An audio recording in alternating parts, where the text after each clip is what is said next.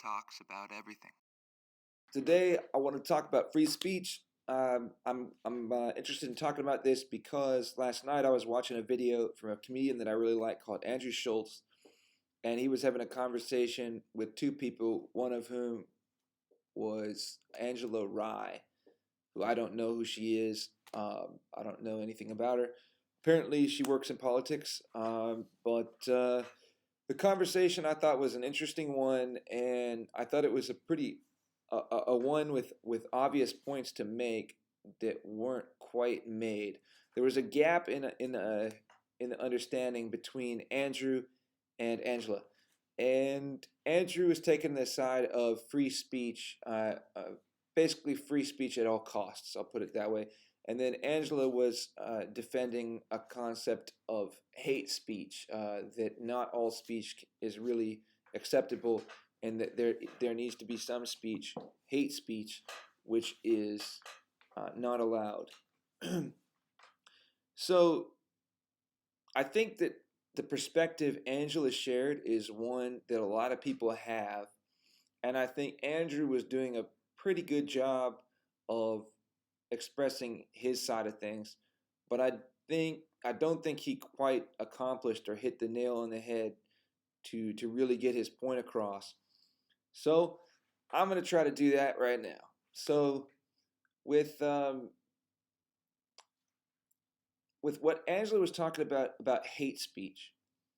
Well, let's start with there was an area that they could agree upon, which is there is some speech that should be banned, and that's speech that is a direct call to violence.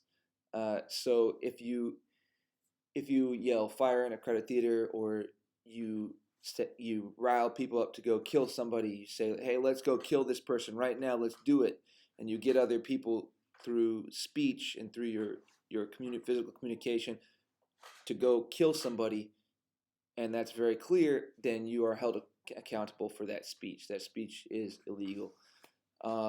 And that, as I understand it, is currently already against the law. Direct calls to violence are against the law. So I don't think that that is really up for debate, and they weren't really debating that. That was common ground.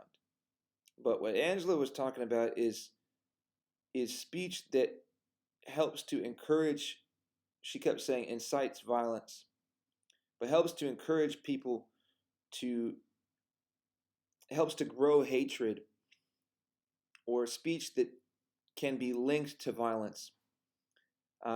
So, for example, racist speech, speech that encourages one people group to hate another people group, or encourages people to hate a certain race, because eventually that hatred will lead to violence. So they brought up Milo Yiannopoulos, and Angela was taking the side that she thought his speech in a lot of ways should be banned, or he shouldn't be allowed to speak, shouldn't be allowed to have a public platform. And Andrew was taking the side that he should be able to say what he has to say, as horrible as is a lot of the things that he says, as inflammatory as a lot of the things he says are. That is the cost of having free speech, and the one point that Andrew was making I thought was really good was that you can't, free speech is the best weapon, is the best tool to fight ignorance that you have. And I think the fundamental point that neither one of them mentioned, and the fundamental point that Angela wasn't getting, is that, all right, this concept of getting rid of hate speech in and of itself is a fine concept. Any decent person doesn't want hateful speech to be around, right? You don't want that. Uh, but if you get rid of, the only way to get rid of hate speech is to ban it. And how do you, and what does it mean to ban it? It means you have to enforce it. So you make it illegal, and that means essentially that people are no longer going to say those things. People that would say those things are no longer going to say them, because they know there's a threat of violence if they say them. And that's what it is, because if they say those things, people with guns are going to come take them to prison, or whatever they're going to do to enforce that they have broken a speech law. So the problem with this ultimately lies in that when you have laws like that, they're only good so long as the people that are enforcing those laws are good. And if you now have those laws on the books, as soon as and it would probably happen gradually, but as soon as the people that are enforcing those laws, the people that are given the power to enforce those laws, as soon as they are no longer good or no longer have the good motivations, then they can start using those same laws to enforce what they want. And they have the legal right, and they can do that. They can do it gradually, because and that's the part that's about it that's really scary, because the real question is, what do you define as hate speech? And that's up for anybody's interpretation. So what I think is hate speech is going to be different from what you think is hate speech. What Angela thought was hate speech is certainly different from what Andrew thinks is hate speech. And there's no way to just to achieve pure common ground on what constitutes hate speech, because there's subtleties in speech, and everyone had, like, just even between cultures, you can say there's people speak different languages, in different countries, and but people speak different languages within the same country, and then within the same language, I would say people speak different languages. Within the same language, you have dialects. That's something you hear said a lot. Like if you go to China or you go to different areas, they'll say they have lots of dialects of Mandarin. Well, I think we don't really say that here in the United States, that we have lots of dialects of English, but that's what I think it is. If you go to New York, you're going to hear a certain kind of lingo. If you go to New Jersey, you hear certain lingo, or Boston, or Nashville, or LA. There's all sorts of different ways of speaking, terminology, words that they use, gestures, body language, styles of movement, everything that constitutes communication. It's geographically influenced and culturally influenced. So how do you define what is hate speech then? So if you say that a certain gesture is hate speech, what about all the subtleties of that gesture? If you say a certain word is hate speech, what about all the ways that word is used? How, usually, as I mentioned in a video that I did some days ago or a week ago or so about body language, your words constitute about 7% of the actual communication that takes place.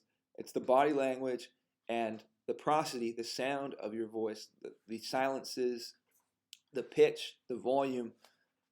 All of that constitutes the other 93% of what's communicated.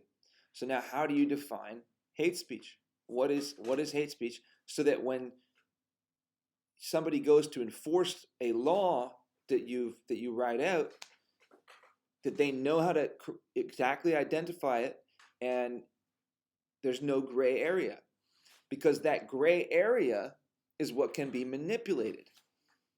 And if you manipulate that gray area gradually, so if I define a hate speech law, and I articulate it, and there's a let's say okay, maybe I'll see if I can do this well enough to express the idea. If I say you can't say anything that's racist, let's say you can't say anything that's racist against black people, then what if you say something like, what if I say, what if you say something that's not hateful, but shows that maybe there's something about black culture that I'll put it this way, because racism isn't necessarily negative. It's a view of positive or negative towards something. It can be if I favor black people or I don't like black people, then either way that's racism. If I prefer white people or I don't like white people, then that's racism either way. So I think racism itself is not a good thing, but it doesn't if you're racist, that doesn't mean you think negatively towards something. It could mean you think positively towards something. But if I say something that doesn't, I'm trying to think of something that I could. If I say something like, well,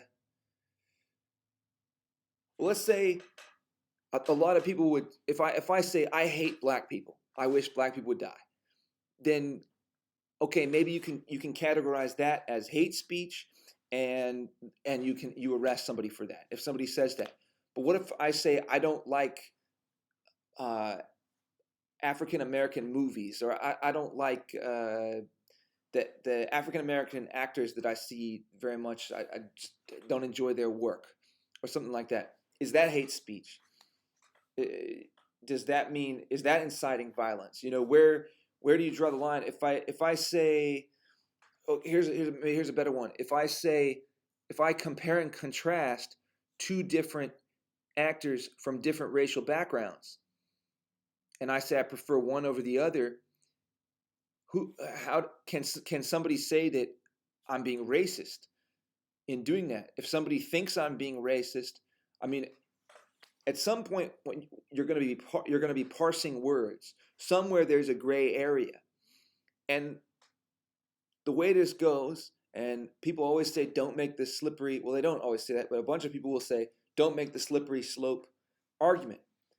But the reality, as we see over and over and over and over again, is the slippery slope is real. Once you start to go down that path, people want to keep working on it. They don't rest.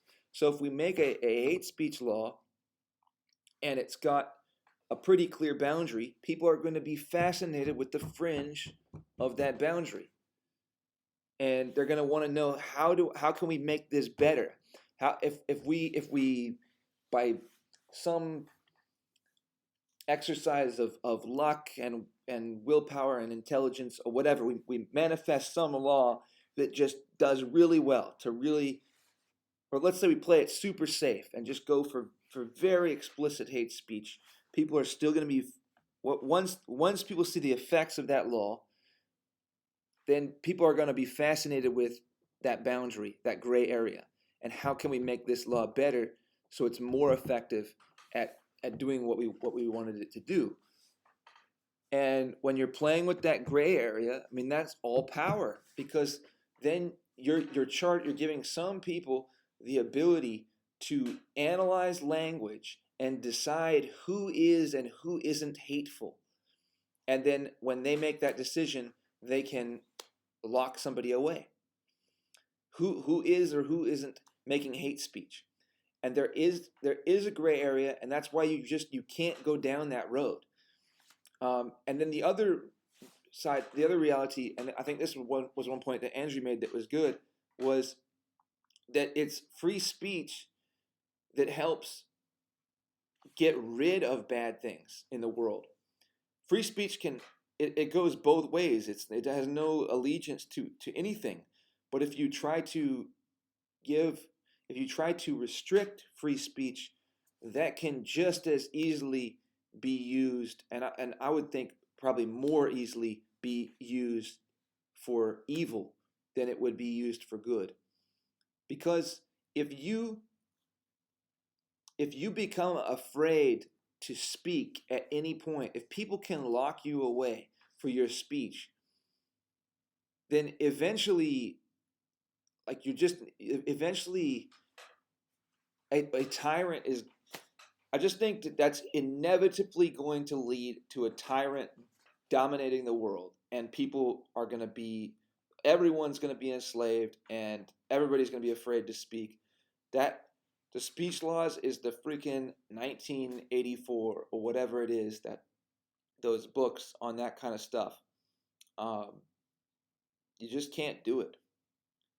Um, what you have to do, if you don't like the way people are speaking, if you think there are hateful people in the world, there's always going to be hateful people in the world. And if you make certain speech illegal because you don't want to hear it, or you want to squelch that speech and the effects of that speech, well, it doesn't make those sentiments go away. They still exist, and they're going to try to find other outlets to get that out. At least if the people are expressing themselves, you know who they are. And then it's up to the rest of us, the good people, or I would make the argument that we're all different capacities of good and evil. Not any one person is 100% good or evil. We all have our different capacities for good and evil. If you When you see somebody's speech, and you can see something in somebody that you identify as hateful, then it's up to you to use your power, your communication skills, and your empathy, and what you have as an individual to overcome that, and help to either fight that person or heal them or something. Use your own intelligence, your own skills, your own effort to if this person is spouting evil, then evil's not good for everyone. Like ultimately, like, people can be seduced by evil. Evil people have no problem telling lies, so they're able to seduce. They can be very seductive because they can promise people power, they can promise people safety, they can promise all these different things in order to convince people to help their cause. But evil has no loyalty. They don't. So people that are out for evil agendas, that's not the person you want to ally yourself with. It's much better to ally yourself with good people. So that's what needs to be shown. And so people who are using speech to evil ends need to be combated with other free speech, and we need to be better at it. We need to be better, and we need to show people why. And that's how you do it. You don't do it by making speech illegal and making speech laws, because those things may seem appealing because they seem like simple solutions that can be done right away, and there's no risk at the outset, because you can say, okay, we're the good guys, so we're going to make hate speech, we're going to make speech laws that get rid of the bad guys. But the problem is, after time goes by, that's going to come full circle, and the bad guys are going to figure out how to use those hate speech laws to accomplish their means. And that's going to be a very powerful tool for evil people that want to use those for evil means. So, in my opinion, you got to leave free speech free, because that's what allows people to think and be open-minded and change. And if you start to oppress free speech, I think that only has a bad outcome.